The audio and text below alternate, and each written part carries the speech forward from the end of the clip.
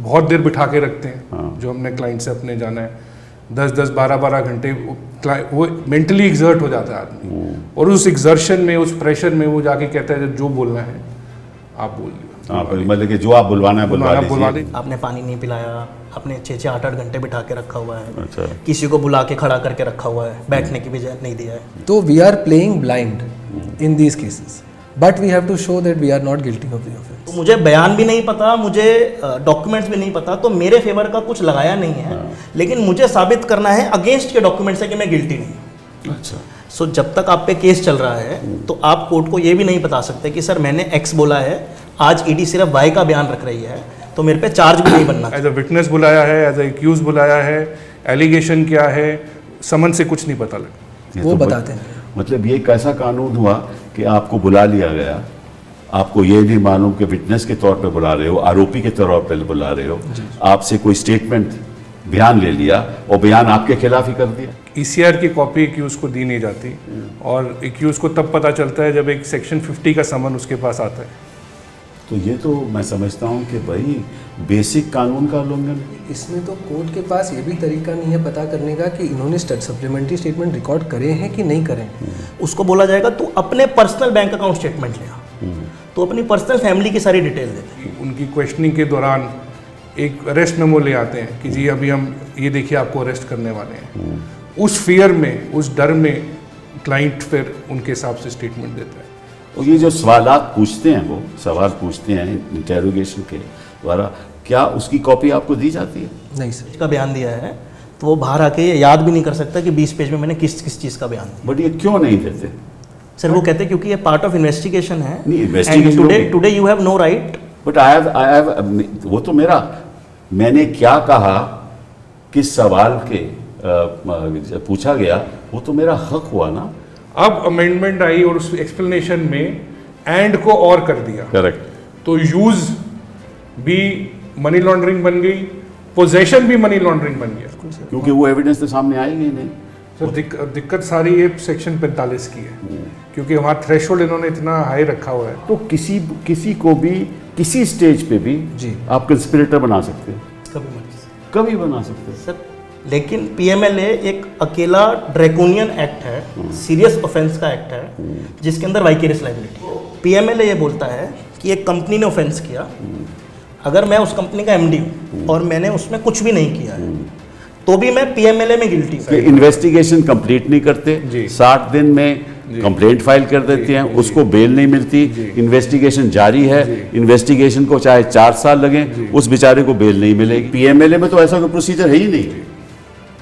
तो आप मेरे मानवाधिकारों का उल्लंघन कैसे कर सकते हो अगर आपके पास कोई प्रोसीजर ही नहीं है? तो उस स्टेज पे जब आपके पास स्टेटमेंट्स नहीं है, जब आपके पास ये नहीं है कि किस आधार पे मुझे प्रोसिक्यूट किया जा रहा है, ईसीआर तक नहीं है, तो आप कोर्ट को कैसे बताओगे कि मैं बेकसूर हूं? मुझे बयान भी नहीं पता, मुझे डॉक्यूमेंट्स भी नहीं पता, तो मेरे फेवर का कुछ लगाया नहीं है, लेकिन मुझे साबित करना है अगेंस्ट के डॉक्यूमेंट्स है कि मैं गिल्टी नहीं। ईडी है, वो कोई भी बयान उठाकर, 5 में से कोई एक बयान उठाकर, हाँ, उसको कंप्लेंट में डाल देते हैं और बाकी 4 बयान छोड़ देते हैं। ठीक है ना? तो इसका मतलब ये हुआ कि सारी जानकारी कोर्ट में नहीं आती। नमस्कार, इस दिन से के एपिसोड में हम prevention of money laundering act, उसके बारे में बात करेंगे। ये विधेयक पास हुआ 2002 में, लेकिन इसको लागू किया गया 2005 में। और इस विधेयक के अंतर्गत आपको भी बताएंगे हम कि इसमें एक शेड्यूल रहता है। उस शेड्यूल में कहा जाता है कि ये जो ऑफेंसेस है, चाहे वो 302 मर्डर हो या डकैती हो या 420 का ऑफेंस हो या और अन्य ऑफेंसेस हों, वो एक शेड्यूल में रखे गए हैं। और अगर कोई भी इस शेड्यूल के अंतर्गत जो भी ऑफेंस है उसका वो एक अक्यूज्ड बन जाता है, तो उसके खिलाफ कार्रवाई शुरू हो जाती है और वो कार्रवाई पुलिस करती है सीबीआई करती है, और उस कार्रवाई के बाद अगर ये जानकारी मिल जाए कि उस ऑफेंस के द्वारा किसी ने पैसे लिए हों, वो उसको कहते हैं proceeds of crime. Crime means कोई जुर्म करना, प्रोसीड्स ऑफ क्राइम मीन्स उस जुर्म से कोई पैसा लेना, पैसा कमाना। उस लेन देन में वो प्रोसीड्स ऑफ क्राइम अगर वो उसको लॉन्डर करे, लॉन्डर का मतलब उस प्रोसीड्स ऑफ क्राइम को, जो भी आपने जुर्म के आधार पे पैसा कमाया है और पैसा लिया है, उसको आप दिखाना चाहो कि ये तो कोई जुर्म से जुड़ा हुआ नहीं है। मतलब कि अगर वो पैसा आप बैंक में डाल दो, कहो कि ये तो मेरी कमाई हुई है, तो वो आप प्रयास कर रहे हो कि किसी तरीके से जो पैसा आपने गलत तरीके से कमाया उसको आपने लॉन्डर करके ये दिखाना चाहा कि वो तो सही पैसा है, उसको हम लॉन्ड्रिंग कहते हैं। जैसे आप अगर एक अपने गंदे जो कपड़े हैं अगर एक वॉशिंग मशीन में डाल दें तो वो लॉन्डर होकर सफ़ेद हो जाते हैं, तो ऐसे ही अगर पैसा, जो पैसा कलंकित पैसा हो, अगर आप उसको सफ़ेद करना चाहो तो उसको लॉन्ड्रिंग कहते हैं। अब ये PMLA एक बड़ा, इसकी चर्चा आज देश में हो रही है, और इसका कैसे ज़मीन पे उपयोग या दुरुपयोग होता है उसके बारे में हम चर्चा करेंगे। इसमें बड़े प्रावधान हुए, इसमें बड़े चेंजेस हुए, 2009 में हुआ, 2013 में हुआ, 2018 में हुआ, 2019 में हुआ, उसके बारे में हम बात नहीं करेंगे। लेकिन बात हम करेंगे कि कोई भी कानून, देश में कोई भी कानून हो जो इन्वेस्टिगेटिंग एजेंसी है, जो जानकारी करती है जुर्म करने की, वो उस कानून का सही तरीके से उपयोग भी कर सकती है और दुरुपयोग भी कर सकती है। तो आज हम बात करेंगे कैसे PMLA का ज़मीन पे दुरुपयोग हो रहा है और किस नज़रिए से अदालतें देखती हैं उस दुरुपयोग को या उसकी उपयोगिता को। कोई भी कानून हो, चाहे वो कोड ऑफ क्रिमिनल प्रोसीजर हो, चाहे वो IPC हो, वो हर कानून का दुरुपयोग हो सकता है, क्योंकि ये तो एजेंसीज के ऊपर निर्भर है जो इन्वेस्टिगेशन करती है। तो आज हम इस पे चर्चा करेंगे और हमारे साथ 3 युवा वकील हैं आज। युवा वकील इसलिए कह रहा हूं कि मैं चाहता हूं कि युवा वकील जो ज़मीन पे PMLA का काम कर रहे हैं वो इस देश की जनता को बताएं कि किस तरह से इस कानून का आज के दिन दुरुपयोग हो रहा है। तो सबसे पहले तो मैं इंट्रोड्यूस करूंगा आर्शदीप खुराना साहब से। ये लगभग 14, 15, 16 साल हो गए इनको वकालत करते, और ये जाने माने युवा वकील हैं। Thank you very much for being here. इस तरफ अदित पुजारी हैं, ये भी मेरे साथ कई बार इन्होंने काम किया। सभी लोग एक्चुअली मेरे साथ काम करते रहे हैं, तो मुझे भी थोड़ी बहुत जानकारी है इसके बारे में। तो अदित पुजारी भी is upcoming young lawyer in this country, तो वो भी आपको बताएंगे कि वो भी कई केसेस के करते हैं। और बाईं तरफ मुदित जैन हैं, उनका भी लगभग 14 साल की प्रैक्टिस रही है, तो वो भी आपको बताएंगे कि किस तरह से उनके क्लाइंट के साथ कानून का दुरुपयोग होता है। पर सबसे पहले मैं आशदीप आपसे पूछना चाहता हूँ कि इस कानून में एक प्रावधान है कि अगर कोई भी अक्यूज्ड जिसके खिलाफ कार्रवाई हो रही हो, अगर धारा 50 में, PMLA की धारा 50 में अगर उसको बुलाया जाए और वो अगर कोई बयान दे दे तो उस बयान का उपयोग उसके खिलाफ हो सकता है ट्रायल में। हाँ, तो क्या ऐसा हो रहा है? जी सर, ऐसा प्रैक्टिकली अगर आप देखें तो हर एक एक्यूज्ड जो ECIR, जो स्टार्टिंग पॉइंट ऑफ इन्वेस्टिगेशन, ज़रा बता दीजिए कि ECIR का मतलब क्या है? ECIR means enforcement case registration, information registration. ये जैसे हमारे नॉर्मल ऑफेंसेस में FIR होती है, जो स्टार्टिंग पॉइंट होता है, ED के केसेस में ECIR होती है। ED कहती है कि ये एक इंटरनल डॉक्यूमेंट है, ये उनकी फाइल नंबर है, और एक बहुत देर से इस इशू पे चर्चा चल रही है कोर्ट्स में कि मतलब आपका मतलब ये है कि भाई अगर किसी से केस में ED, इन्फोर्समेंट डायरेक्टरेट, जो इस कानून को लागू करती है, वो ECIR कर ले जी तो वो ECIR गुप्त चीज है, जी, ईडी क्लेम करती है, ये गुप्त है जी, मतलब जी। कि वो अक्यूज को बताया नहीं जाता, नहीं जाता ठीक है ना, जो आरोपी है उसको जी, बताया नहीं नहीं, जाता नहीं बताया वो जाता। क्या है। जी। मतलब कि ये तो अजीब बात हो गई ना जी, कि अगर FIR हो, जी किसी ने कहा कि साहब हमारे सामने ये जुर्म हुआ है, ये कत्ल हुआ है, तो उसकी FIR होती जी है, जी और जो भी इसमें आरोपी होता है उसको पता होता है कि मेरे खिलाफ क्या है। बिल्कुल पता होता है। तो PMLA के अंतर्गत जब ECIR हो जी। जाए, उस ECIR का जो जो जो मुजरिम होता जी। है उसको नहीं पता रहता, नहीं पता लगता। आरोपी होता है उसको नहीं पता रहता इसमें है क्या। जी जी जी, तो सबसे पहले तो एक बहुत बड़ी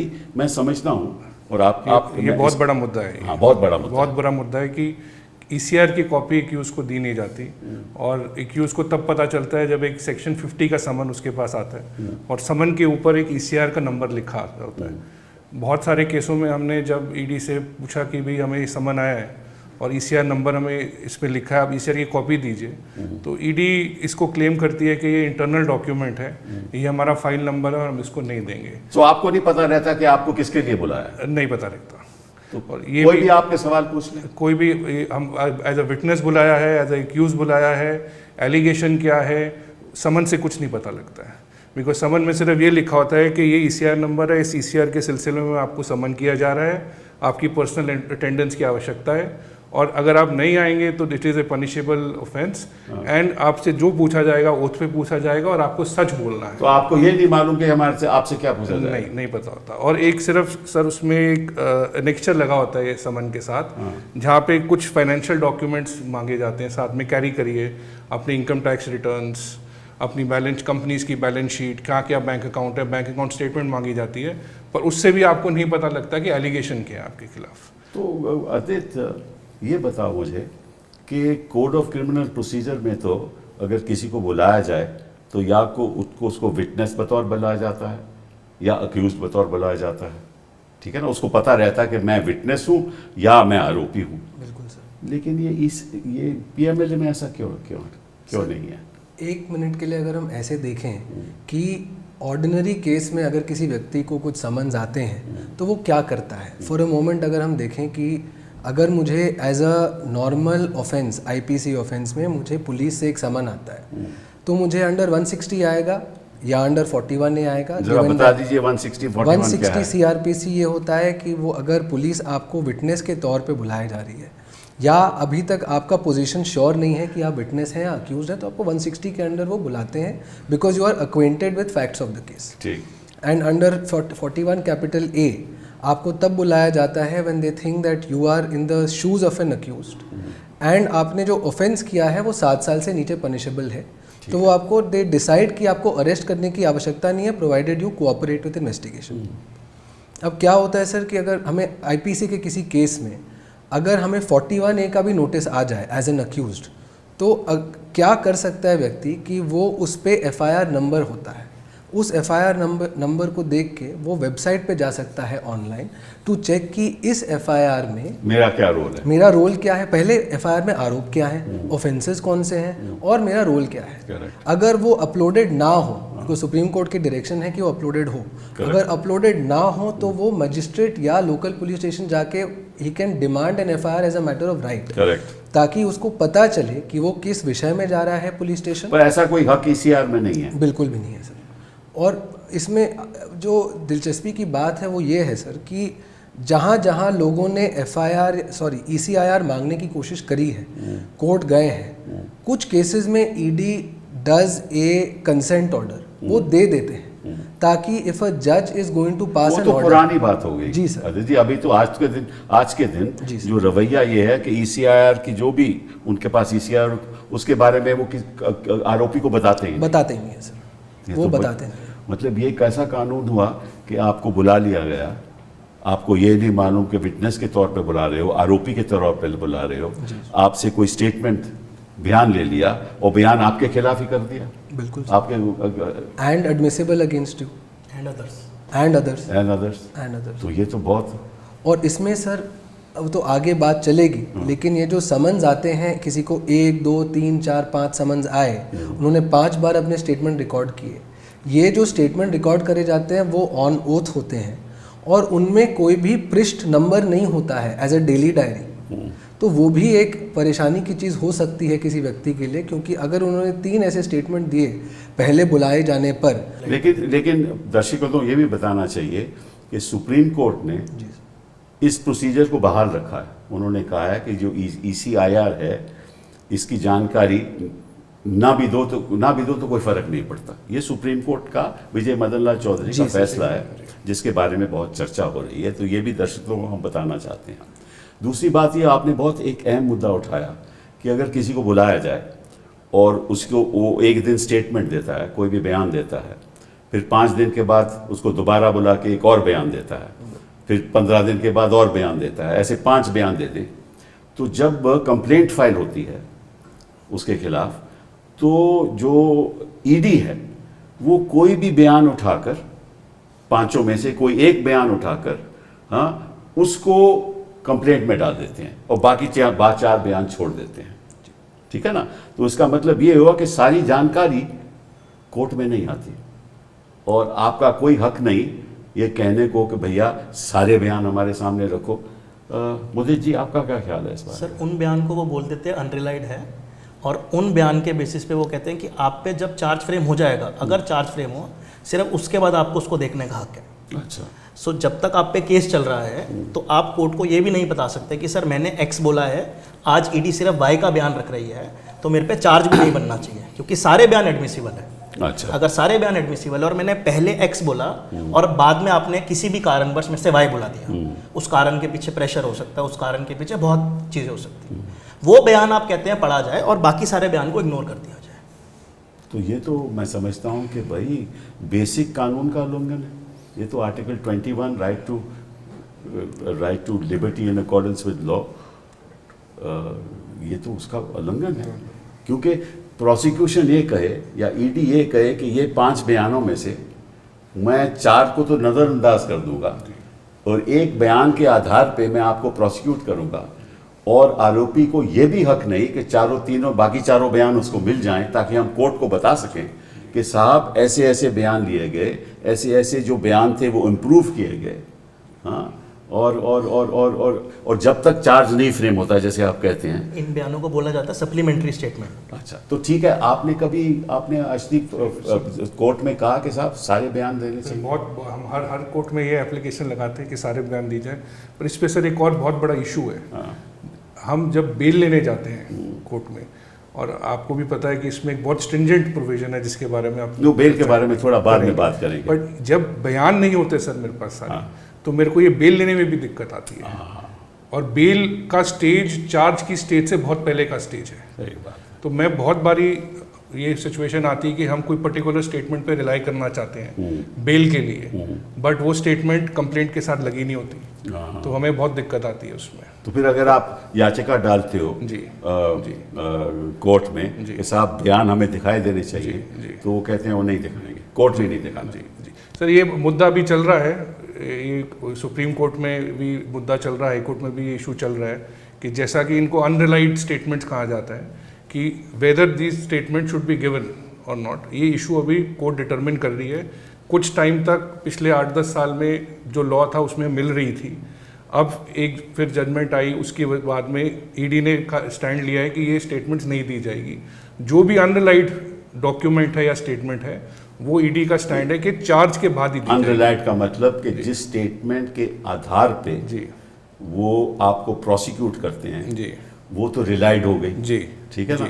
और जो समझते हैं कि स्टेटमेंट उन स्टेटमेंट के आधार में आपको प्रोसिक्यूट नहीं कर रहे, तो वो अनरिलाइड हो गई। वो इन्वेस्टिगेटर की, हालांकि हो सकता है कि वो स्टेटमेंट आपके पक्ष में, हमारे आरोपी के पक्ष जी, में, जी, जी, और कोर्ट भी इसको नजरअंदाज करता जी, है। जी, जी, तो ये तो बहुत मतलब के मानवाधिकारों का उल्लंघन हो गया। जी सर, एक्चुअली इसमें तो कोर्ट के पास ये भी तरीका नहीं है पता करने का कि इन्होंने सप्लीमेंट्री स्टेटमेंट रिकॉर्ड करे हैं कि नहीं करे हैं। जैसे नॉर्मल आईपीसी केस में क्या होता है कि 172 जो डेली डायरी होती है, उसमें एक अमेंडमेंट आया था सीआरपीसी में कि it has to be paginated and it should be duly volumed. तो पता चलता है कि अच्छा, पेज नंबर 10 के पहले 8 पेजेस थे जो यूज़ हुए हैं इस केस में ऑफ द पुलिस डायरी। नहीं, आप बता दो दर्शकों को कि ये कोड ऑफ क्रिमिनल प्रोसीजर में जी ये एक प्रावधान है जी सर कि पुलिस अफसर अगर कोई एफआईआर पे तफ्तीश करेगा बिल्कुल। तो वो एक डेली डायरी रखेगा, उस डेली डायरी में पेजेस होंगे 1 2 3 4 और रोज के रोज जो भी बयानात देता है उस केस से संबंधित होंगे, ताकि मजिस्ट्रेट दे सके कि हर एक दिन इन्वेस्टिगेशन कैसे हुई और किस तरह से हुई। लेकिन ये प्रावधान पीएमएलए में नहीं है, पीएमएलए में नहीं है सर। मतलब कि डेली डायरी की जरूरत ही नहीं है। बिल्कुल। और इसके कारण कई बार पता नहीं चल पाता है कि किसी व्यक्ति ने इसके पहले कितने स्टेटमेंट दिए हैं या ईडी ने और कितने स्टेटमेंट रिकॉर्ड किए हैं किसी और व्यक्तियों के, क्योंकि अभी तो बातचीत चल रही है सर किसी व्यक्ति की जिसको पता है कि उसके 5 स्टेटमेंट रिकॉर्ड हुए हैं। यदि मुझे पता ही नहीं है कि मेरे बगल में अर्शदीप के भी 3 स्टेटमेंट रिकॉर्ड हुए हैं और मेरे फेवर में अर्शदीप जी ने कुछ बोला है, तो वो एक प्रॉब्लम क्रिएट कर सकता है, because later on if it is brought before court I could show कि I was innocent. So there are ways where these procedural safeguards apply, लेकिन वो ईडी केसेस में वो procedural safeguards कई बार नहीं मिल पाते हैं। कई बार क्या मिलते ही नहीं, अगर यही कानून है तो कैसे मिलेंगे? बिल्कुल मिलते ही नहीं है। सेक्शन 65 के हिसाब से पीएमएलए पे भी सीआरपीसी एप्लीकेबल है अगर पीएमएलए कुछ कॉन्ट्रेरी नहीं बोलता है।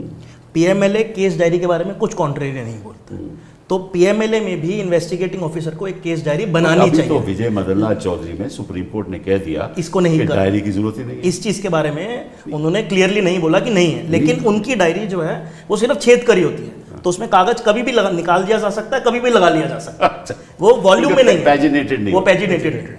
और वो बयान में ये भी नहीं लिखते हैं this is in furtherance of statement 1 2 3 4 5। अच्छा, जब भी 160 का बयान होता है उसमें लिखा जाता है in furtherance to statement dated dash dash dash and dash.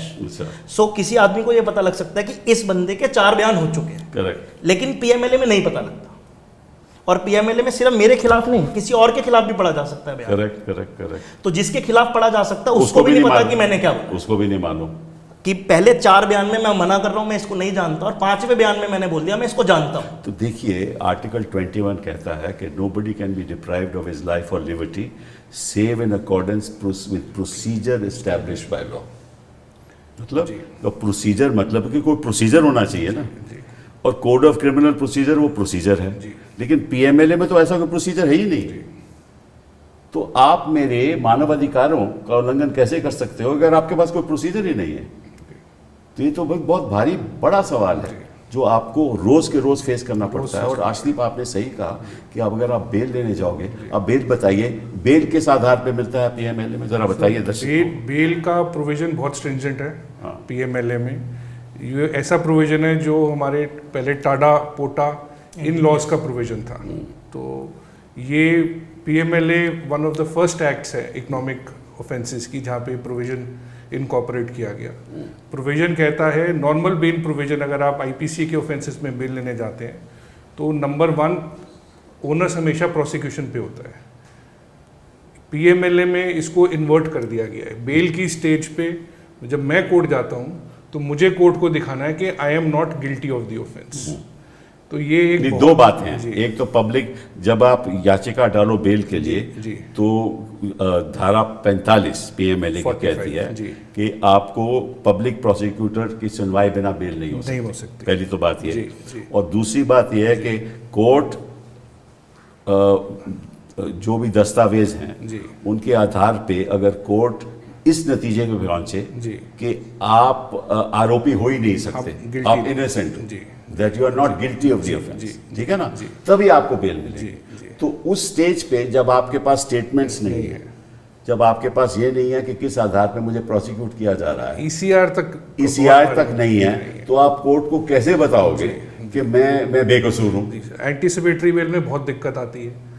आज मुझे 50 के संबंध में बुला लिया गया, मुझे एप्रीहेंशन है कि मुझे अरेस्ट किया जाएगा। अब ये बताइए दर्शकों को कि एंटीसिपेटरी बेल क्या है? एंटीसिपेटरी बेल होती है जब आदमी कस्टडी में नहीं है पर एप्रीहेंड करता है कि उसको गिरफ्तार किया जाएगा, तो उस गिरफ्तारी को रोकने के लिए वो कोर्ट जा सकता है इन द एंटीसिपेशन कि मुझे गिरफ्तार ना किया जाए। तो it is a very very important right. वो तो कोड ऑफ क्रिमिनल प्रोसीजर में CRPC 438 में ये राइट दिया गया है। और बहुत बारी हम पीएमएलए की केसेस में ये देखते हैं कि मुझे 50 का समन आ गया जहाँ कोई एलिगेशन नहीं लिखी है, कोई डिटेल नहीं लिखी है, मेरी एप्रीहेंशन है कि मुझे अरेस्ट किया जाएगा, पर मैं कोर्ट जाके इस थ्रेशोल्ड को कैसे मीट करूँगा? मेरे पास ईसीआर ही नहीं है। और वो कोई बयान भी नहीं मेरे पास बयान नहीं है, मेरे पास एलिगेशन नहीं है कि मेरे खिलाफ केस क्या है, मुझे ये नहीं पता है। तो जब मुझे यही नहीं पता कि मेरे खिलाफ केस क्या है, तो मैं कोर्ट को जाके ये कैसे सेटिस्फाई करूंगा that I am not guilty of the offence. तो ये बहुत बड़ी दिक्कत हम फेस करते हैं। नंबर 2, रेगुलर बेल के केसेस में रेगुलर बेल होती है कि जब आपको गिरफ्तार कर लिया गया है या आपको कोर्ट ने समन करके बुलाया है कंप्लेंट के बाद, जब आपको कोर्ट से जाके बेल लेनी है, उस सिचुएशन में भी आपको इस थ्रेशोल्ड को मीट करना पड़ता है कि मैं गिल्टी नहीं हूँ, और ये बहुत बड़ा चैलेंज है।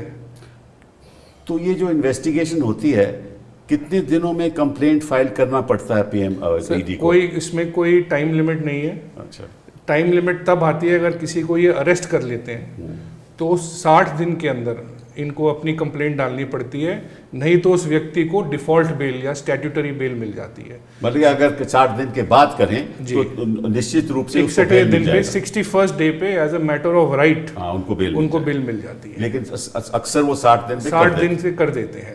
और फिर भी धारा 45 लागू रहती है। जी, फिर भी धारा 45 लागू रहती है, तो उसमें भी वक्त लगता तो है। हमने आज तक सर ऐसा कोई केस नहीं देखा जहाँ 60 दिन में उन्होंने कंप्लेंट नहीं धारा फाइल की हो और हमें रेगुलर बेल फिर कोर्ट से लेनी पड़ती है। वो भी नहीं मिलती, और वो बहुत मुश्किल है, क्योंकि उस स्टेज पे इन्वेस्टिगेटर ने तो वही मटेरियल लगाया है जो वो लगाना चाहता है, वही स्टेटमेंट लगाई है जो वो लगाना चाहता है, वही डॉक्यूमेंट लगाया है वो लगाना चाहता है। मेरे पास कोई राइट नहीं है उस स्टेटमेंट को देखने का, उस स्टेटमेंट को लाने का, मेरे फेवर के डॉक्यूमेंट लाने का। मेरे पास उस स्टेज पे कोई राइट नहीं है जिस स्टेटमेंट पे वो रिलाई कर रहा है उस गवाह को क्रॉस एग्जामिन करने का, जो वो राइट मेरे को मिलेगा ट्रायल की स्टेज पे। उस बीच बेल नहीं होगी। उस बीच में मेरी बेल नहीं तो होती। कई महीने कई साल गुजर जाते हैं। साल लग रहे हैं सर, साल 1.5 साल 2 साल लग रहे हैं पीएमएलए की बेल मिलने में। और ट्रायल वो चालू नहीं करते हैं, ट्रायल चालू ही नहीं करते हैं। 60 दिन में फाइल कर देते हैं, ये बोलते हुए कि हमारी इन्वेस्टिगेशन इस बंदे के खिलाफ कंप्लीट हो गई है, बाकियों के खिलाफ जारी, लेकिन वो कंटिन्यू करते रहते हैं। करेक्ट। और कई केसों में तो 6-6 8-8 साल से भी चल रही है। और सिर्फ बयान नहीं, मेरे को डॉक्यूमेंट्स भी पता नहीं लगते हैं। अगर उन्होंने 4 जगह से डॉक्यूमेंट्स कलेक्ट करे हैं जो मेरे फेवर में है, वो उसको भी अनरिलाइड में डाल देते हैं। अच्छा, तो मुझे बयान भी नहीं पता, मुझे डॉक्यूमेंट्स भी नहीं पता, तो मेरे फेवर का कुछ लगाया नहीं है, लेकिन मुझे साबित करना है अगेंस्ट के डॉक्यूमेंट्स है कि मैं गिल्टी नहीं हूँ। आई थिंक जो एक again coming back to CrPC में क्या होता है सर, क्योंकि अगर चार्जशीट डलती है सीआरपीसी आईपीसी केसेस में, नॉर्मल नॉन पीएमएलए केसेस में, तो उसमें चार्जशीट के साथ एक सीजर मेमो डलता है जो पुलिस बताती है कि अच्छा हमने इस केस में ये सब चीज़ें इस दिन को सीज़ करी हैं, अगले दिन पे ये सब चीज़ें सीज़ करी हैं। अब जो हमने बताया सर कि जैसे केस डायरी हुई नहीं तो हमारे पास सारे स्टेटमेंट्स नहीं है और आइडिया नहीं है कि कितने स्टेटमेंट रिकॉर्ड हुए हो सकते हैं। बट सेकेंड, हमको ये भी नहीं पता है सर कि इस केस में डॉक्यूमेंट सीज कौन से हुए, क्योंकि ईडी का कोई पंचनामा रहता है, वो सेक्शन 50 स्टेटमेंट को भी, वो सेक्शन 50 समन्स को भी अनेक्स नहीं करते हैं, तो हमको पता नहीं चलता है उन्होंने कौन कौन से डॉक्यूमेंट्स बुलवाए हैं किसी विटनेस से। तो we are playing blind in these cases, but we have to show that we are not guilty of the offence. That is a difference. ताश के पत्तों में तो ब्लाइंड खेलते हो तो कई बार जीत भी जाते हो। तो वो जीतना कभी कभी और कभी बड़े दिन बाद जीत मिलती है, क्योंकि वहाँ पे डीलर को नहीं पता होता कागज पत्तों में क्या है, यहाँ डीलर को पता है पत्तों में क्या है। अच्छा, मैं आपसे एक और सवाल करना चाहता हूँ, आप उसका बताइए मुझे कि ईडी ने आपको बुला लिया और वो आपको मालूम है कि भाई वकील तो वहाँ रह नहीं सकता, और मैंने सुना है कि अक्सर धमकी देकर, धमकियों से भी बुलवाया जाता है, कि कई बार मैंने सुना है, सही है या गलत है मैं नहीं जानता, लेकिन सुना है लोग आकर कहते हैं कि साहब ये बोला इसका नाम ले ले या इसका नाम ले ले, क्योंकि उनका नज़रिया, आपको तो उन्होंने गिरफ्तार कर दिया लेकिन नज़रिया किसी और के होता है, पे होता है। तो ये क्या सच है? सर ये तो सुनना भी हमने भी है, लेकिन बात जो ये है सर कि इसको प्रोटेक्ट करने के लिए जिस तरीके से ये इन्वेस्टिगेशन चलती है और वो इसको जो हम बोलते हैं कन्फ्रंटिंग विटनेसेस और इंटेरोगेटिंग विटनेसेस की जो, और अक्यूज्ड की जो बात चलती है, सुप्रीम कोर्ट ने एक जजमेंट दिया था सर परमवीर सैनी। वहाँ पे उन्होंने बोला था कि आपने जब भी पुलिस स्टेशन में किसी व्यक्ति को बुलाना है, पहली तो पुलिस स्टेशन में सीसीटीवी कैमरा होने आवश्यक है। बिल्कुल बिल्कुल, ये जस्टिस नैरीमैन की जजमेंट। बिल्कुल सर। तो उसमें उन्होंने ये भी बोला था कि जब इंटेरोगेशन चले, it should be done in a place where you are going to be accessible और the CCTV camera is going to be accessible, ताकि पता चले कि किस तरीके का प्रेशर पड़ा है व्यक्ति पर, और अगर प्रेशर पड़ा नहीं है तो दिखता है साफ साफ। लेकिन इसमें एक बात ज़रूर है सर कि कई बार ईडी के केसेस में, इनफैक्ट नॉर्मल पुलिस केसेस में भी कोई माइक वाइक वगैरह लगा नहीं रहता है. It is only the CCTV camera. Lawyer if entitled to be present at best is at visual but not audio distance पे. But what happens is sir कि अगर किसी व्यक्ति को बोलना है कि मेरे पे दबाव डला है, तो हंसते हंसते भी ईडी वाले कोई पूछ सकते हैं कि नहीं अगर तुम बताओगे नहीं तो हम किसी को ये कर सकते हैं. आई एम सेइंग हाइपोथेटिकली, हुआ है नहीं हुआ है हमें मालूम नहीं है. बट दीज सेफगार्ड्स, मुझे कहता है उसे मालूम है, जैसे पूछूंगा. तो सर ये these safeguards are not there and they should be there given the kind of तो क्या करते हैं अगर सीसीटीवी कैमरा चल रहा हो, ठीक है ना, तो वो तो रोक तो सकते ही नहीं, तो फिर क्या करते हैं? सर कई बार क्या होता है कि ब्लाइंड स्पॉट्स होते हैं with in the ED office, outside the police station also. This is not restricted to ED, but given the kind of, sir ED के पास they don't have to prescribe themselves to the criminal procedure code. उनका ना कोई, unlike CBI जो accused के favour में चीज़ें होती हैं वो मैनुअल में लिखी रहती हैं जो पब्लिकली अवेलेबल होता है. मैं आपसे एक सवाल पूछना चाहता हूँ कि मैं ईडी मुझे बुलाती है, मैं आरोपी हूँ, उनके नज़रिए में आरोपी हूँ, और उस कैमरे वो उसका रिकॉर्ड होता है जो भी बातचीत कर रहे हैं, फिर ईडी उठाकर किसी और कमरे में ले जाती है जहाँ कैमरा ना हो, उदाहरण के तौर पर पूछा, उदाहरण ना हो, और उससे कई बातें करती हैं, वो तो रिकॉर्ड होता नहीं है, और फिर वो वापस उसी कमरे में आ जाते हैं, और इस बीच में धमकी भी हो सकती है. बिल्कुल हो सकती है या नहीं हो सकती हम नहीं कह सकते, लेकिन हो तो सकती है. बिल्कुल सर. अगर ये सही है तो फिर कोर्ट को तो कभी पता ही नहीं चलेगा कि क्या धमकी दी गई, क्योंकि वो दूसरे कमरे में ले जाएंगे. तो इसका कोई है कोई सोल्यूशन? सर लोग कहते हैं कि ईडी के केसेस में रिट्रैक्शंस बड़े होते हैं. अच्छा. जो रिट्रैक्शंस होते हैं वो ये होता है कि हमने सेक्शन 50 स्टेटमेंट दिया है, लेकिन कोर्ट में जाके एक याचिका डलती है उसके कुछ दिन बाद या कुछ हफ्ते बाद कि हमने जो स्टेटमेंट दिया है वो हम रिट्रैक्ट करना चाहते हैं. अच्छा. तो वो होता है सर, तो वो पॉसिबिलिटी तो होती है हमेशा की. तो रिट्रैक्शन का तो मतलब नहीं ना, कौन मानता है रिट्रैक्शन को?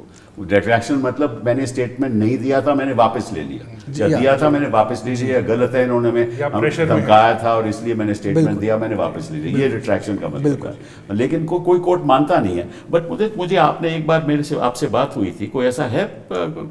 सर प्रेशर जो हम समझते हैं, जो हमें बताया जाता है, वो है बेसिकली साइकोलॉजिकल प्रेशर. अच्छा.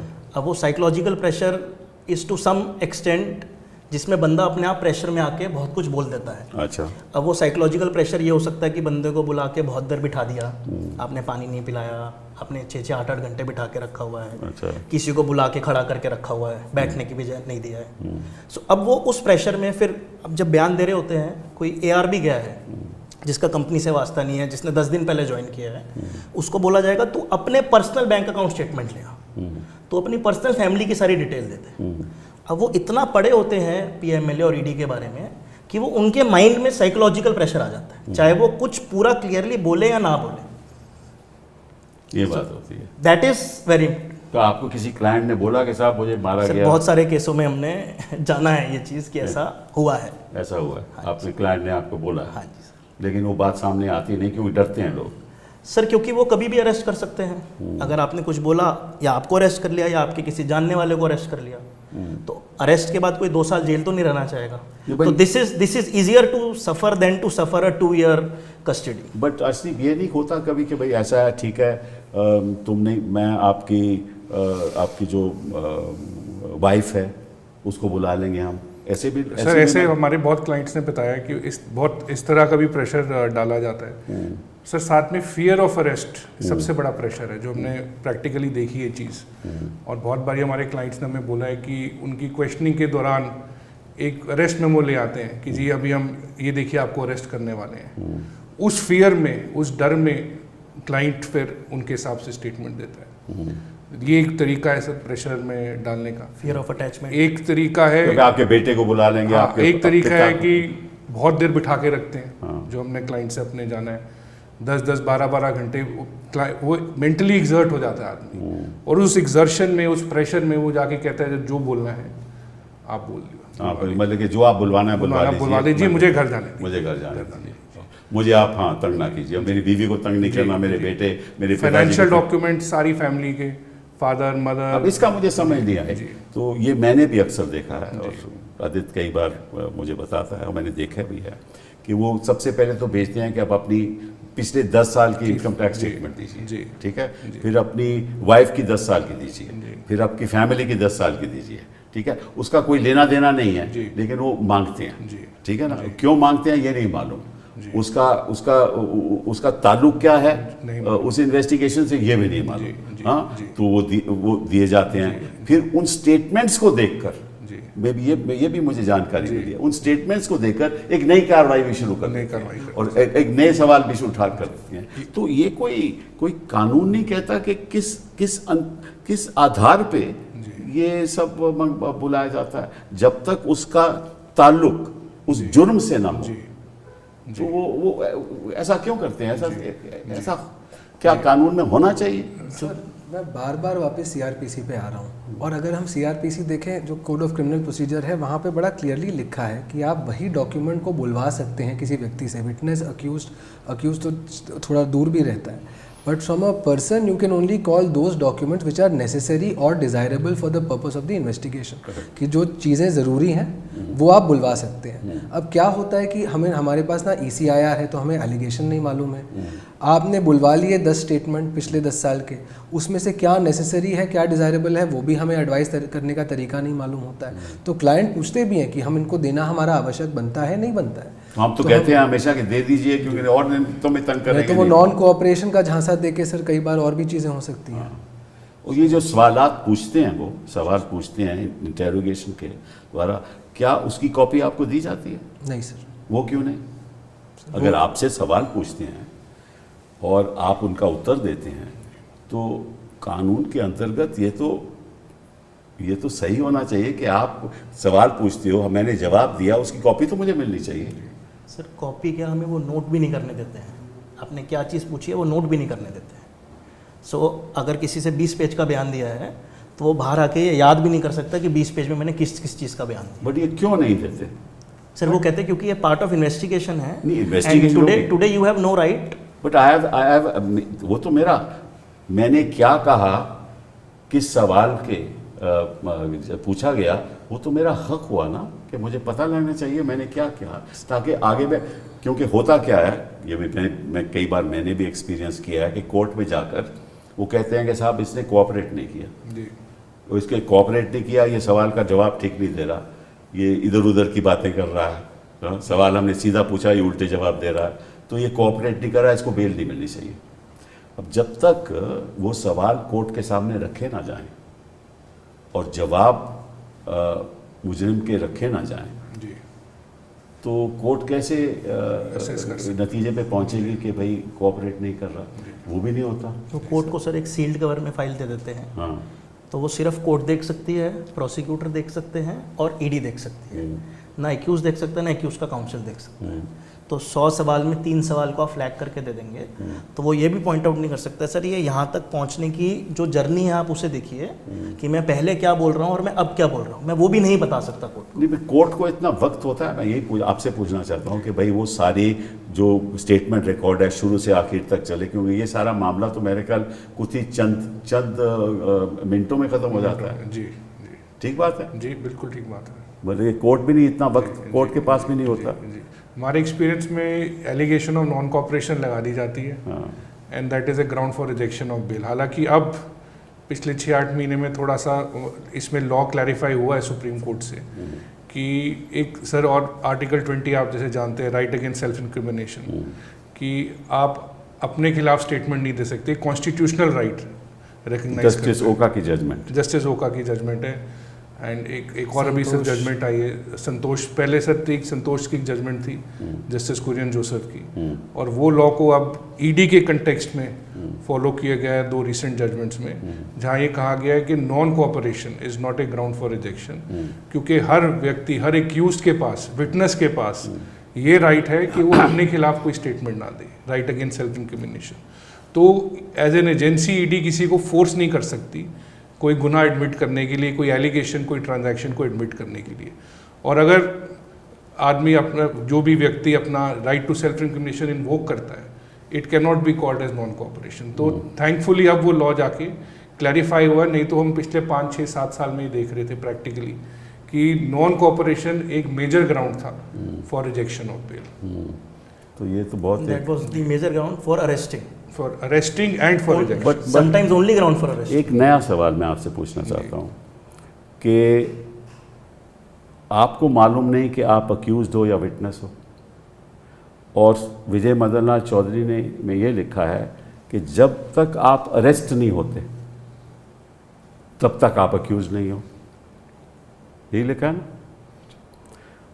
और एक्चुअली आप अक्यूज्ड हो, क्योंकि अगर प्रोसीड्स ऑफ क्राइम में एफआईआर में शेड्यूल ऑफेंस में आपका नाम आ गया, शेड्यूल ऑफेंस में आपका नाम आ गया, या ईसीआर में भी ईसीआर में भी आ गया, जो मेरे पास है। उन्होंने आपको बुला लिया, लेकिन ये नहीं कहा कि आप अक्यूज्ड हो, जी, तो आपको अरेस्ट भी नहीं तभी किया, तो आपसे सारे आप उनसे जवाब ले लिए, सवाल पूछे जवाब ले लिए, उनके नजरिए में आप अक्यूज्ड हो, लेकिन विजय मदन लाल चौधरी कहता है कि जब तक वो अरेस्ट नहीं करें आप अक्यूज्ड नहीं हो। तो इसका मतलब ये हुआ कि एक्चुअली उस अक्यूज्ड के सारे आपने स्टेटमेंट ले लिए जो उसको नहीं देने चाहिए, अगर उसको अरेस्ट किया जाता तो नहीं देता, और अभी भी उसको नहीं देने चाहिए क्योंकि आपके नजरिए में तो अक्यूज है ही, लेकिन फिर भी वो स्टेटमेंट दिए जाते हैं और फिर भी वो एडमिसिबल है उसके खिलाफ। सर बहुत सारे केसेस में मैं शेड्यूल्ड ऑफेंस में अरेस्टेड हूँ, मैं कुछ केसेस में 6 महीने से अरेस्टेड हूँ, तो मैं एक्यूज तो हूँ, वही सेम ट्रांजैक्शन इन्वेस्टिगेट करती है ईडी और कहती है ईडी में आप एक्यूज नहीं है, तो पीएमएलए में मैं एक्यूज नहीं हूँ जबकि मैं अरेस्टेड हूँ, तो कोर्ट से परमिशन लेती है अरेस्टेड बाय द सीबीआई और बाय द पुलिस, ठीक है ना। तो मैं पुलिस में अरेस्टेड हूँ, मैं एक्यूज्ड हूँ, वहाँ पे मैं अपना राइट टू साइलेंस क्लेम कर सकता हूँ। आप सेम ट्रांजैक्शन में इन्वेस्टिगेट कर रहे हैं, लेकिन कह रहे हैं इसमें आप नहीं, वो कहते हैं ट्रांजैक्शन सेम नहीं है, सेम ट्रांजैक्शन कर रहे हैं। नहीं, देखो ऐसा है, ट्रांजैक्शन मतलब कि एक तो प्रोसीड्स ऑफ क्राइम है, मतलब जो पैसा आपने जुर्म के आधार पे लिया उसको बोलते हैं प्रोसीड्स ऑफ क्राइम सर, और दूसरा हो गया money laundering. Sir money laundering का मतलब वही पैसा, हाँ, जो आपने गलत दुरुपयोग करके लिया, कोई कानून का उल्लंघन करके लिया, उसको आपने प्रयास किया कि जनता को बताया कि वो पैसा सफ़ेद है, ठीक है ना, वो मनी लॉन्ड्रिंग हो गई, ठीक है ना। तो आप देयरफॉर वो कह सकते हैं कि साहब इसमें तो आप एक्यूज नहीं हो। सर पहले एक कॉन्स्टिट्यूशनल बेंच की यूके की जजमेंट थी कि जब तक पैसा एग्जिस्टेंस में नहीं आ गया तब तक तो प्रिडिकेट ऑफेंस चलेगा, उसके बाद ईडी चलेगा। बट 2021-22 में एक जजमेंट आई है जो बोलती है कि जो प्रोसेस चल रहा है शेड्यूल्ड ऑफेंस का, that is also part of money laundering because of the amendment to section 3 explanation. का मतलब आप दर्शकों को ये बताना चाहिए कि इस पीएमएलए में एक अमेंडमेंट हुई, संशोधन हुआ, जिसके अंतर्गत जो अंतर है प्रोसीड्स ऑफ क्राइम और मनी लॉन्ड्रिंग का वो ख़त्म कर दिया गया। मतलब अब सेम, इसलिए आप कह रहे हो कि वो सेम ट्रांजैक्शन, वो इसलिए हो रहा है क्योंकि कानून में संशोधन लाया गया, वो एक्सप्लेनेशन जो आज के दिन चैलेंज हुआ है और जिसका फैसला अभी नहीं हुआ। हाँ, तो फिर मतलब कि जैसे ही प्रोसीड्स ऑफ क्राइम में आप अक्यूज्ड हो, आप आरोपी हो, तो आप तो नेचुरली पीएमएलए में आरोपी हो और आपकी स्टेटमेंट रिकॉर्ड हो जाती है। पहले क्या था सर लॉ कि प्रोजेक्शन या क्लेमिंग एक एसेंशियल इंग्रेडिएंट था करेक्ट ऑफेंस का, और वही लॉन्ड्रिंग है। हाँ, पैसा आपने जनरेट किया शेड्यूल ऑफेंस से, आप अपने घर लेके आगे, मतलब कि 420 में किसी को चीट किया, 420 में आपने चीट किया, 100 रुपये आपने उसमें से प्रोसीड्स ऑफ क्राइम जनरेट हो गए। करेक्ट। उस 100 रुपये को आपने लगा के अपने घर पे रख दिया। करेक्ट। उसको ना आपने बैंक में डाला, ना आपने म्यूचुअल फंड में डाला, ना किसी और तरीके से उसका रूप आपने चेंज किया, उसको लॉन्डर किया। तो ना आपने प्रोजेक्ट किया, ना आपने उसको क्लेम किया एज अनटेंटेड। मनी लॉन्ड्रिंग नहीं होता उस सिनेरियो में, वो पहले डेफिनेशन थी। अब उसको खत्म कर दिया। अब अमेंडमेंट आई और उस एक्सप्लेनेशन में एंड को और कर दिया। करेक्ट। तो यूज भी मनी लॉन्ड्रिंग बन गई, पोजेशन भी मनी लॉन्ड्रिंग बन गया without any further act. Correct. तो ये बहुत बड़ी एक दिक्कत आ गई है जिससे शेड्यूल ऑफेंस और मनी लॉन्ड्रिंग ओवरलैप हो गए हैं। ये कोई अंतर ही नहीं रहा, कोई अंतर ही नहीं रहा। तो जैसे ही आदमी ने कोई क्राइम किया, मान लीजिए 420 शेड्यूल ऑफेंस है, किसी ने भी चीटिंग का ऑफेंस किया, उससे 100 रुपये जनरेट कर लिए और उसने उसके बाद कुछ नहीं किया, पोजेशन, वो पीएमएलए अपनी जेब में 100 रुपये रख के घर आ गया, वो मनी लॉन्ड्रिंग का आरोप लग ईडी का जुरिस्डिक्शन आ गया। jurisdiction सर ये बना ही इसीलिए था ताकि अगर जैसे पहले मेक्सिको के ड्रग कार्टल्स या जो हमारी टेरर फाइनेंसिंग वगैरह चीज़ें होती थी उसको to bring it into the financial system कई एंटिटीज़ और कई बैंक्स वो काम करते थे non banking, so to bring them with in the ambit of a criminal offence इनको लाया गया and that was what PMLA was. It has changed from that to bring with in itself. Sir कई बार क्या होता है कि मैंने ब्राइब दिया भी नहीं हुआ हो, वो पॉकेट में मेरे पैसे हों, वो शेड्यूल्ड ऑफेंस जो अंडरलाइंग ऑफेंस है ब्राइब देने का, लेट्स अज्यूम कि वो कर रहा है कोई, वो ब्राइब का मनी उसके पॉकेट में, वो तब भी मनी लॉन्ड्रिंग हो सकता है क्योंकि उसके पास वो money for the purpose of deriving proceeds of crime वो है। So it is change the entire definition on it's heads. ये तो सारा मतलब कि सारे कानून का जो नज़रिया है वही बदल गया। बिल्कुल सर, क्योंकि जो शुरुआत में कानून इसलिए बना था कि जो ड्रग कार्टेल थे, दुनिया के ड्रग कार्टेल थे, हाँ, वो टेररिज्म फाइनेंस करते थे, तो एक इंटरनेशनल कन्वेंशन हुई जिसके अंतर्गत हम भी पार्टी बने और विश्व के सभी देशों ने ये तय किया कि कानून लाना चाहिए ताकि टेररिज्म की फाइनेंसिंग नहीं हो, आतंकवादियों की ऐसे फाइनेंसिंग नहीं हो, ड्रग द्वारा फाइनेंसिंग नहीं हो। अब आपने वो तो बहुत कम केस हैं, अब तो आप ऑर्डिनरी लॉ में ले आते हो और 420 में सबसे ज़्यादा 420 में आपको अगर बेल लेना हो, सीबीआई 420 का केस करती है, आपको बेल लेना हो या पुलिस करती है तो बेल तो आपको मिल जाएगी 420 में, लेकिन वही 420 एमएलए में आ जाए तो आपको बेल ही नहीं मिलेगी क्योंकि आपको ये तय करना पड़ेगा, ये बताना पड़ेगा कि मैं तो इनोसेंट हूँ। वो तो आप बता ही नहीं सकते जैसे आप बता रहे हो। सर इसके चलते क्या होता है कि आजकल क्योंकि इन बेल एप्लीकेशंस की सुनवाई इतनी लंबी चल रही होती है, ट्रायल कोर्ट में हो, हाई कोर्ट में हो, अगर हम देखें आज के दिन हाई कोर्ट में 2:30 बजे हर एक सिंगल जज के सामने, unfortunately because of the burden on an accuse कि उन्होंने प्रूव करना है कि वो गिल्टी नहीं है, वो आर्ग्यूमेंट्स जो बेल एप्लीकेशन नॉर्मली 10 मिनट या 15 मिनट चलती हैं, पीएमएलए के केसेस में वो दिन 2-2 घंटे 3-3 घंटे चलती रहती हैं और उसके चलते नॉर्मल क्रिमिनल लॉ का जो रोस्टर है वो पूरा ही सर पीछे चला गया है। बिकॉज हर एक जज आजकल because of the twin condition वो उनको ये सुनना पड़ रहा है as a matter of course, and Supreme Court भी बदल रहा है from a court of appeal which makes the law to a bail court where people are coming up to the Supreme Court because they have to show that they are not guilty of the offense. Correct, वो तो बड़ा मुश्किल होता है। बिल्कुल sir, और जो हमारा पूरा पेंडेंसी है क्रिमिनल अपील्स का, जो मर्डर, रेप, जो बाकी के केसेस हैं, वो सब सर पीछे हट रहे हैं क्योंकि हर एक सिंगल जज के सामने ईडी बोलते हैं कि नहीं, या तो बट इसलिए तो स्पेशल कोर्ट बने हैं ना आदित्य, हर सिंगल जज के तो नहीं है ना, क्योंकि if it is an MLA MP then it's a special court. Sir लेकिन हाई कोर्ट में तो सर सबके सामने सबके आगे है, सिर्फ एमपी एमएलए केस में सर स्पेशल जज है, बाकी सारे केस सब सुन। बट जो चर्चा में आ रहा है, कई केसेस में 4-4, 5-5 बयान लिए गए, कई केसेस में जी, हाँ, और उसमें बड़े बड़े लोग भी फंसे हुए हैं। तो ये तो अदालतों को पता करना चाहिए कि बयान है क्या, और ये तो देने चाहिए लोगों को ना। कई लोग ऐसे मतलब कि जेल में बैठे हुए हैं और साथ साथ में एक बार अरेस्ट हो जाओ तो आपकी बेल तो हो ही नहीं सकती पीएमएलए में, कई महीने निकल जाते हैं। एक्चुअली सर 167 सीआरपीसी जो है वो ये बोलता है कि व्हेन यू आर 167 सीआरपीसी वो वाला प्रावधान है सर जिसके अंडर अगर कोई व्यक्ति अरेस्ट होता है 24 घंटे के अंदर मजिस्ट्रेट के सामने पेश करने की आवश्यकता होती है, और उसके बाद हर 15-15 दिन या जितने भी दिन आपने प्रोड्यूस करना हो आप उनको रिमांड कर सकते हैं जब तक इन्वेस्टिगेशन पूरी हो ना। जैसे अर्शदीप जी ने बोला था कि 60 दिन की मोहलत मिलती है। अब उसमें एक प्रावधान है जो बोलता है कि the magistrate shall authorise after perusing the daily diary. Correct, वो तो है ही नहीं है और वो है नहीं, तो लर्नेड मैजिस्ट्रेट के पास या स्पेशल जज इन दिस केस के पास ये भी तरीका नहीं है देखने का कि अच्छा इसमें कितने स्टेटमेंट्स हुए थे। और हमारे दिल्ली हाई कोर्ट रूल्स के अंडर सर क्या होता है कि द मैजिस्ट्रेट और द स्पेशल जज authorising detention has to sign the daily diary as a token of having seen it, ताकि कल को कोई और स्टेटमेंट इंसर्ट भी ना करे। बिल्कुल। लेकिन ये भी नहीं हो पाता है सर। तो वाइल द स्पेशल जज is obligated to see all statements, because of lack of daily diary unfortunately वो हो नहीं पाता है सर। तो ये कैसा प्रोसीजर हुआ? Procedure established by the law तो नहीं हुआ ना, it is a procedure established डिओर्स the law without reference to any law. मतलब कि उनका ये प्रोसीजर मतलब कि ईडी का प्रोसीजर है ये, तो ईडीज प्रोसीजर बिकम्स द लॉ।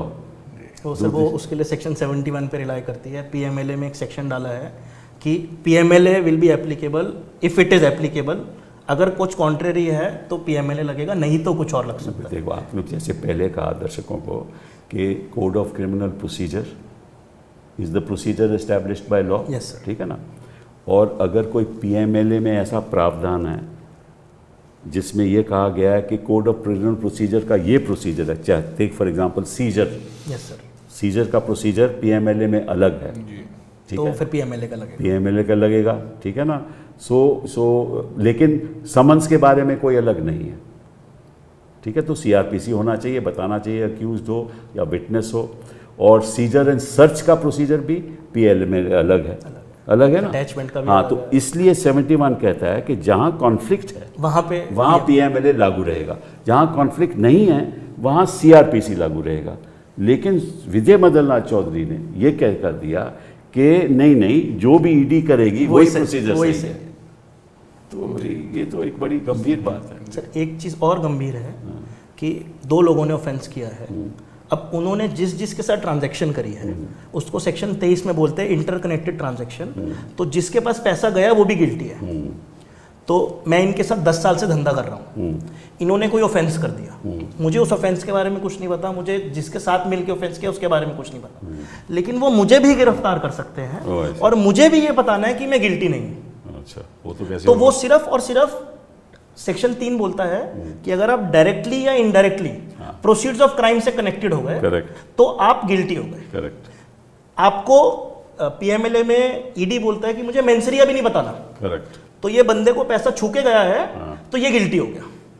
तो फाइनेंशियल सिस्टम में जिसके पास पैसा छू रहा है वो गिल्टी हो जा रहा है। मतलब कि वकील के पास फीस भी आ जाए वो भी। तो अभी तक वहां नहीं पहुंचे हैं, अब देखो। नहीं सर, पहुंचे हैं, किसी पहुंचे केस हैं? में तो पहुंचे हैं। अच्छा। वकीलों के पर बहुत कम। हाँ, बहुत कम वकीलों के फ़ोन सीज हुए हैं, ये पहुंचे हैं वहाँ पे। रियली? बिल्कुल सर।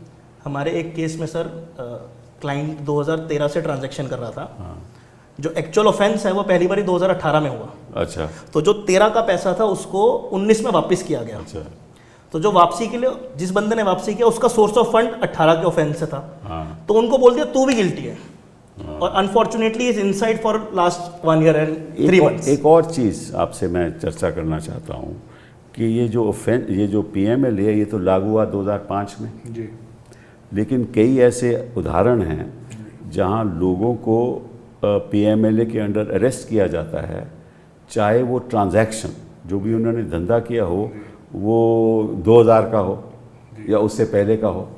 तो ये कैसे होता है? फिर ये एक मुद्दा था जो कंटिन्यूइंग ऑफेंस का मुद्दा बहुत चला ये।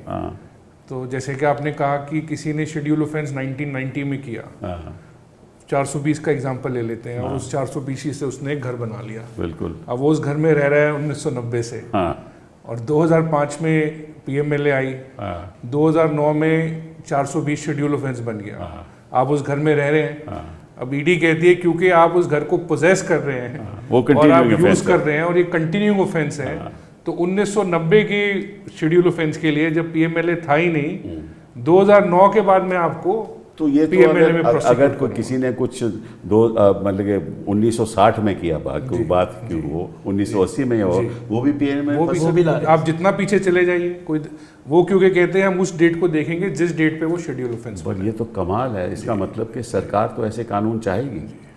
सर उन्होंने पहले बोला, तो अब क्या बोलते हैं वो कि पीएमएलए में आने से पहले उसको हम बोलेंगे प्रीडिकेट ऑफेंस। हाँ, करेक्ट। जैसे ही शेड्यूल में डाल देंगे हम उसको बोलेंगे शेड्यूल्ड ऑफेंस। करेक्ट। अब आदमी कुछ तो करता ही है जिंदगी में। हाँ। तो आदमी ने पैसे लिए, अब उसने पैसे कमा लिए 1990 में ड्रग फंडिंग से, अब वो पैसे उसके बह गए, डूब गए, कुछ भी हो गया।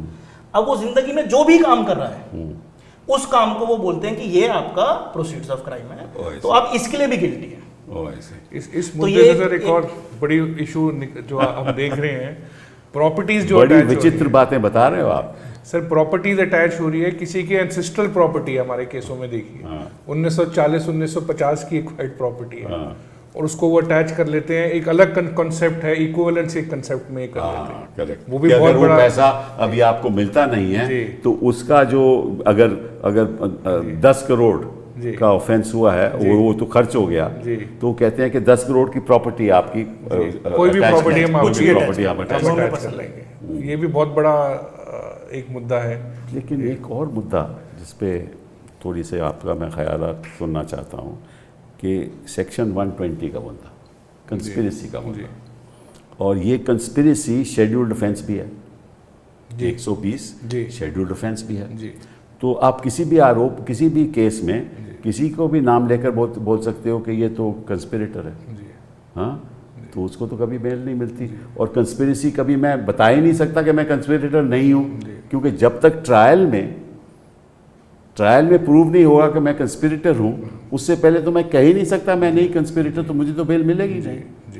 तो कई ऐसे केस हुए हैं। जी सर। तो क्या ख्याल है आपका? बट सर एक चीज़ बड़ा फायदेमंद ये हुआ है सर कि सुप्रीम कोर्ट ने वो तो पीछे ही हुआ है, pure and simple conspiracy by itself if it is a scheduled offence. नहीं, बट वो साथ में हो जाएगा ना। साथ में अगर कोई अगर 420 के साथ अगर कंस्पिरेसी हो 120 भी लग या जाए, किसी और आईपीसी ऑफेंस में कंस्पिरेसी हो तो वो लग गया। बिल्कुल। हाँ, आपका घूस फॉर एग्जांपल, करप्शन, उसमें आप कह सकते हो कि ये तो ही was the mind of the entire trance, कह सकते हो ना, ठीक है ना।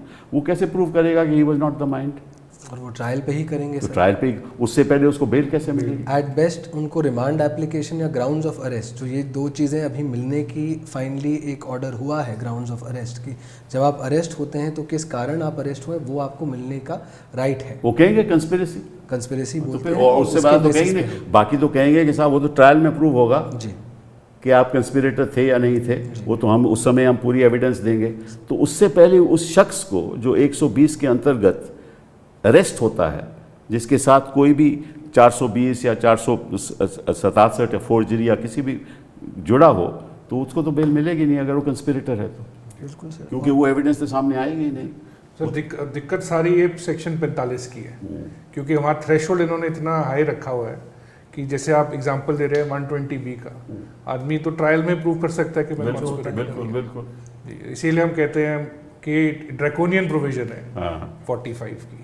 और वो ट्रायल भी तो तब बात आई जब शेड्यूल्ड ऑफेंस में चार्जशीट हो। कई बार शेड्यूल्ड ऑफेंस में इन्वेस्टिगेशन पूरी नहीं हुई होती है और उसके बावजूद ईडी ने अपने कंप्लेंट डाल दिए होते हैं। Matter proceeds to very few instances, because आजकल आप तो किसी को भी किसी स्टेज पे भी जी आप कंस्पिरेटर बना सकते हो, कभी मर्जी सर। कभी बना सकते हो। सर सीबीआई ने एक एफआईआर रजिस्टर करी और सीबीआई इन्वेस्टिगेट नहीं कर रही है क्योंकि वो कुछ और इन्वेस्टिगेट कर रही है। तो अब ईडी क्या करती है, वो शेड्यूल्ड ऑफेंस भी इन्वेस्टिगेट कर रही है, वो अपनी कंक्लूजन्स पे पहुंचती है, तो कहती है कि ये बंदा शेड्यूल्ड ऑफेंस में 120B में है। सीबीआई नहीं बोल रही, मैं बोल रहा हूँ, इसलिए मैं इसको पीएमएलए में भी डाल रहा हूँ और फिर मैं पीएमएलए की इन्वेस्टिगेशन कर रहा हूँ। तो आपकी इन्वेस्टिगेशन सिर्फ और सिर्फ पैसे से रिलेटेड होनी चाहिए। करेक्ट।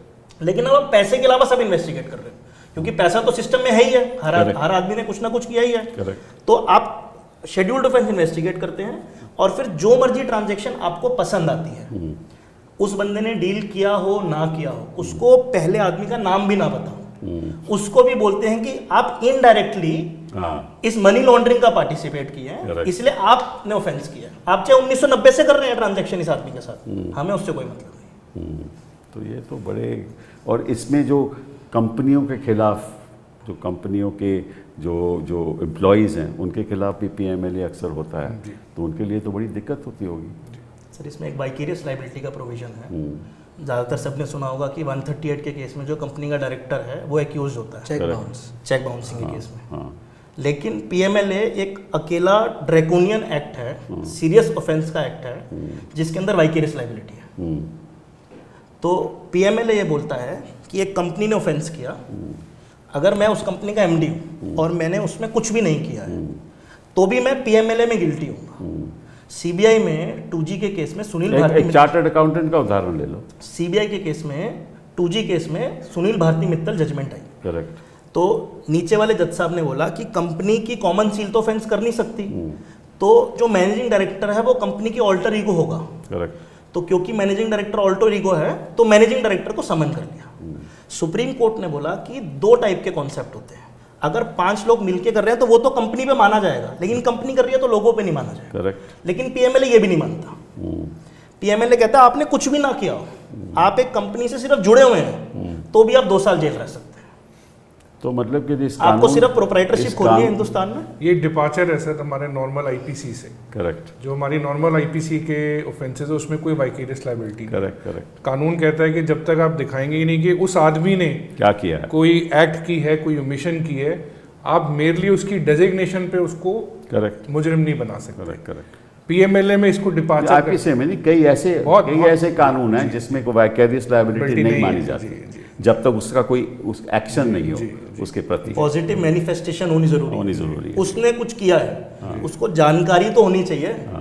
उसको जानकारी भी नहीं है तो कैसे बताएगा कि जानकारी नहीं है? वो तो कहेंगे साहब एविडेंस में पता चलेगा। और एविडेंस कभी होता नहीं है क्योंकि ट्रायल ये चलाते ही नहीं और है। इन्वेस्टिगेशन 2% ट्रायल होता है, 2% ट्रायल करेंगे।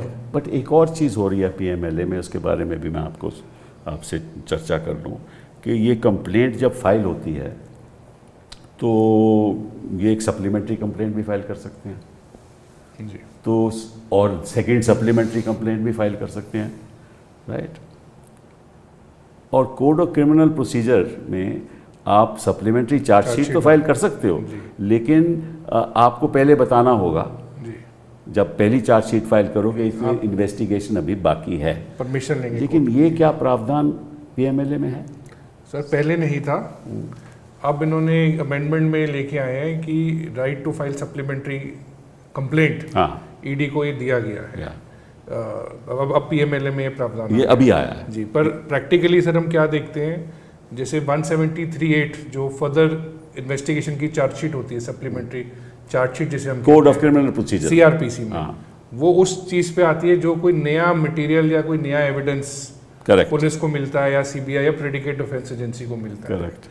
यहाँ वो नहीं है, यहाँ देखते हैं कि ट्रांजैक्शन ईडी की नॉलेज में है, हाँ करेक्ट, पर उनको क्योंकि 60वें दिन पे चार्जशीट डालनी है ताकि उस आदमी को बेल ना मिले, करेक्ट, वो जिसे हम इनकम्प्लीट एक चार्जशीट, एक मुद्दा ये भी तो बड़ा मुद्दा कोर्ट बड़ा में, मुद्दा सर चल रहा है कोर्टों में अभी ये कि डिसाइड इन्वेस्टिगेशन कंप्लीट नहीं करते, 60 दिन में कंप्लेंट फाइल कर देते हैं, उसको बेल नहीं मिलती, इन्वेस्टिगेशन जारी है, इन्वेस्टिगेशन को चाहे 4 साल लगे उस बेचारे को बेल नहीं मिलेगी। Right to speedy trial sir article 21 में रिकॉग्नाइज करते हैं, right to investigation and trial. इसमें तो राइट टू स्पीडी प्रोसिक्यूशन है इसमें। और प्रैक्टिकली हम देख रहे हैं सर, ट्रायल तो क्या इन्वेस्टिगेशन नहीं कंप्लीट हो रही, एक 1.5 साल से लोग कस्टडी में हैं। मैंने सुना है कि लगभग केवल 25 केस हैं, लगभग 1100 केस फाइल हुए हैं पीएमएलए के अंतर्गत, कोई 25 में से 24 की कन्विक्शन है, 25 का ट्रायल हुआ है।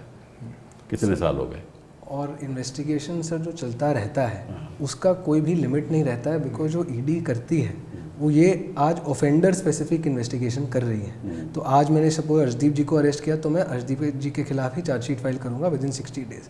मुदित जी के बारे में मुझे पता होगा कि उन्होंने कुछ ट्रांजैक्शन करे हो सकते हैं, लेकिन मैं इनको छूंगा नहीं। उसके बाद मैंने इनको अरेस्ट किया और 60 दिन में, तो अर्शदीप जी तो बेचारे अभी भी जेल में रहे, और वो जब भी कुछ बोलना चाहे बेल में तो ईडी कहेगी मेरी इन्वेस्टिगेशन पेंडिंग है, अभी जारी है। मैंने किसी और का स्टेटमेंट रिकॉर्ड किया जिन्होंने अर्शदीप जी का नाम लिया है, तो जो अर्शदीप जी ने पॉइंट्स लिए हों अपने फेवर में वो उससे कवर कर लेते हैं फ्रॉम अ सप्लीमेंट्री स्टेटमेंट, बिल्कुल, which earlier would not happen because it is a shifting goal post हम माने जाते हैं। That is a difficulty. इस कानून में सर सबसे बड़ी प्रॉब्लम क्या है कि ईडी अपने स्टेटमेंट को एडमिसिबल बोलने के लिए बोलती है कि मैं पुलिस अफसर नहीं हूँ। तो अब मैं पुलिस अफसर नहीं हूँ तो इसीलिए मैं मेरे ने जितने बयान दिए वो एडमिसिबल है। ये तो विजय मदनलाल चौधरी ने कह दिया कि ये पीनल स्टैट्यूट है ही नहीं। लेकिन सर मतलब इसमें आपको 7 साल की सजा हो सकती है लेकिन पीनल स्टैट्यूट नहीं है, क्योंकि वो इनको इन्वेस्टिगेशन को इंक्वायरी बोल दिया। लेकिन सर इसमें बिल्कुल खास बात क्या है कि फर्दर इन्वेस्टिगेशन करने के लिए वो 173(8) पे जाते हैं। करेक्ट। तो जो पुलिस ऑफिसर कर सकता है चार्जशीट डालने के बाद उसके फायदे की चीज तो अपने पे रखते हैं, करेक्ट, लेकिन कहते हैं मैं पुलिस ऑफिसर नहीं हूं। हाँ बिल्कुल बिल्कुल। अब 173(8) में उन्होंने बोल दिया कि आपको परमिशन लेना जरूरी है कोर्ट से। अब यहाँ पे बिना परमिशन के इन्वेस्टिगेशन कर रहे हैं। सेक्शन 50 सिर्फ इन्वेस्टिगेशन में कर सकते हैं आप। आपके पास इन्वेस्टिगेशन का कोई अधिकार नहीं है, लेकिन आप बंदे को गिरफ्तार कर लिए हैं। सही बात है, सही। अब वो इन्वेस्टिगेशन कर रहे हैं, करे ही जा रहे हैं। अब क्या किया जाए। इन एनी केस सबसे अच्छी बात यह है कि आज हमने बैठ के जो बारीक मुद्दे हैं जिसके आधार पे आज के दिन इन्वेस्टिगेशन हो रही है और ईडी इस कानून के आधार पे लोगों को गिरफ्तार कर रहे हैं, लोगों को बेल नहीं मिलती, और इस कोर्ट्स के सामने मुश्किलें क्या आती हैं क्योंकि कोर्ट्स जब तक इन्वेस्टिगेशन सही ना हो, हाँ, अगर इन्वेस्टिगेशन गलत होगी तो कोर्ट के फैसले भी गलत होंगे। इन्वेस्टिगेशन सही होगी तो कोर्ट के फैसले भी सही होंगे।